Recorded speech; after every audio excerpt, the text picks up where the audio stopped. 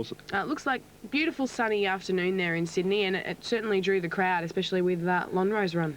Yeah, it certainly did. The sun didn't really shine for Lonro, though, did he? Did it, Amy? And which was unfortunate. But it was I'm sure we'll remember the farewell, maybe for the day that he wasn't able to win, but it was still a super horse that we were able to fare well. But he was beaten by a very good horse in Grand Army as well. Now, this is the biggest field that we've seen for the day in Sydney today, with a field of 14. And the scratchings of 15 and 16. And we've noticed in the last couple of races, not that the fields have been too big, but it's been like a bit of an equine pinball in the home straight there. A lot of the horses wanting to get out, and they're getting almost touching the people hanging over the fence down the outside rail. They've drifted right off the track throughout the day. So this would be the sort of race where the horses need a clear passage over the last few hundred metres, I'm sure, because they are racing very tight down the centre and beyond the centre of the track. It just seems with that track that perhaps we were talking about the actual going of the track, and that's why perhaps the jockeys have ended up bringing their horses out that wide. That's right. They would be thinking that down near the inside, and the pattern has suggested that as the day has gone on, with the traffic that's been there over the week, even though the rail was out 9 metres, but with the larger fields, it's worn away a little bit. The horses are finding a better gripping out wider. When you're seeing horses taking to the outside, finishing off their races, what appears to be stronger out wider, they're all going to try to head for that particular position. Bar G Boss, he played it the different way, went to the inside and sort of cut through, and then from about 150 he seemed to get closer to the outside rail, and when he did, both Private Stew and Mackay Diva both surged the last 100 metres, I think, when they found that what would probably be considered that firmer ground, certainly the better going, and that pattern was emerging from very early on in the day. We're watching the ladies go into the barriers here. Now, do fillies and mares have a tendency to be a little bit more highly strung than your colts, geldings, stallions, all that kind of thing? Especially behind the barrier? You would think so, yeah. So I think a lot of trainers will find that mares or fillies are likely to go stale or stubborn and moody overall. But they all have their quirks, but they're good, obviously. The trainers, they're such good horsemen, they're able to overcome that. And probably the unsung heroes are the barrier attendants, because they have to be well versed with understandings of a horse, particularly, well, it wouldn't matter what sex it was, but they put their lives in danger every time. That's right. And I've seen some horrible incidents that can occur at the starting gates. That's right. We're just getting news there. There's a late scratching. Number 14 has been scratched just before the race. Looks like she was actually up at the barrier before she was scratched there. Peckhalen. So we're going to cross now to the calling of that race without number 14. Here it is, the James H.B. Car Stakes from Randwick in Sydney. Longer Magic has led to the gates now. 1,400 metres, the distance of this race. Longer Magic coming up a little bit closer.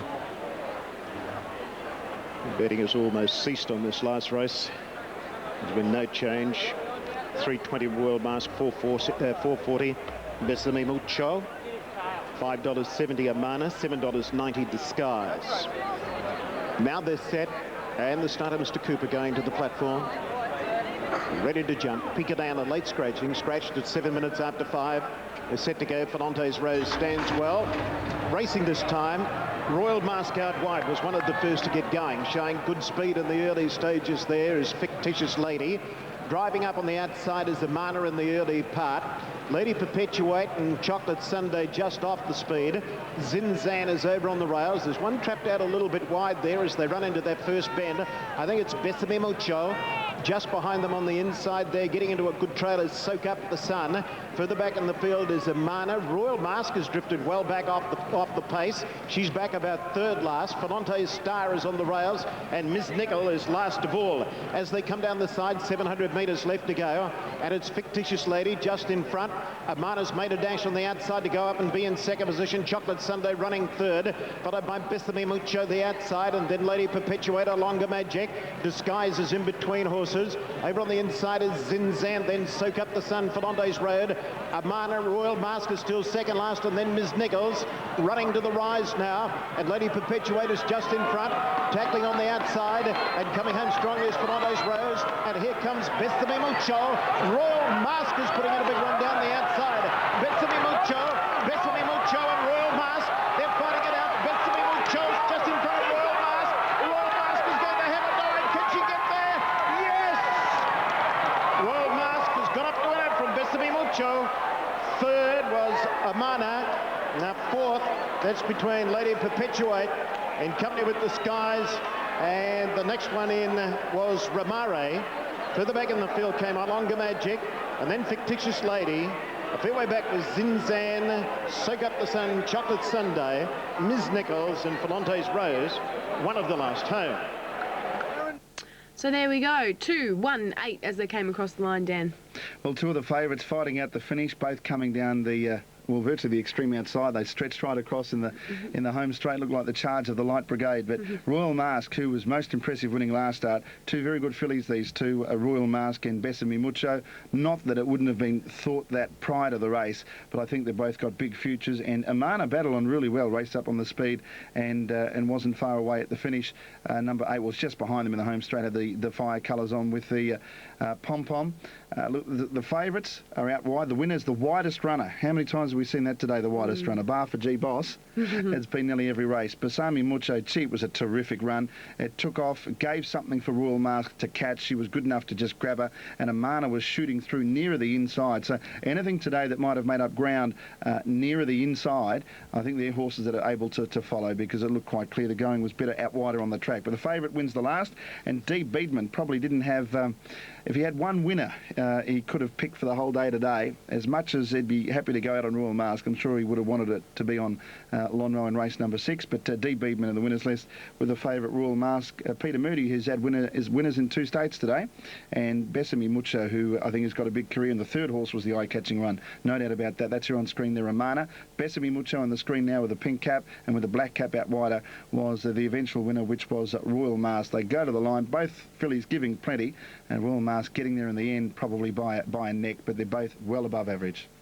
So a fantastic race day here, brought to you by Channel 31 and, of course, tvn.com.au. So a fantastic day. We've enjoyed it. We did see the long reign of a champion in Lonhro come to an end. He'll go out to stud now in greener pastures, as they say. Hate to use a cliche, but that's what he will do. It's been a great day of racing to wrap it up, really, hasn't it, Dan? It has. 4 Group 1s for the day. Glenn Boss, obviously the jockey of the carnival, and I think Gay Waterhouse has proved yet again that she's the queen of the racing. She had another 2 Group 1 wins today, and Glenn Boss with 2 riding Group 1 wins. Dan's Hero won the Champagne Stakes, the Group 1, the upset Grand Army defeating Lonhro and the Queen Elizabeth, Mackay Diva winning the Sydney Cup, and the All-Age Stakes going to that fantastic mare Private Steer.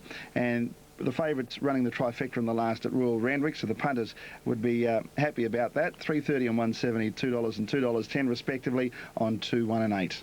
Fantastic. So it has been a great day, and of course we'd like to thank the Australian Jockey Club for all their support, as well as TVN would like to thank Channel 31 for their fantastic support, and vice versa. So of course, if you did miss any of the racing action today from Flemington or anywhere at all, do log on to tvn.com.au and get all of your best bits. It's got everything on there, really, trust me, it has. If you need any information whatsoever, jump on there and grab it all.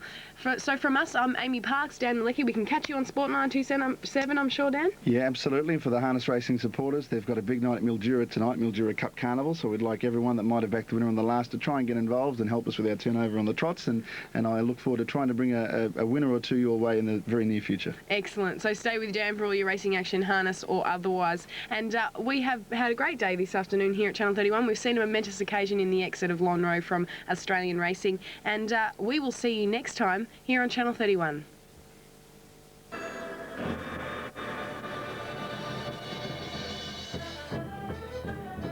Last day of riding.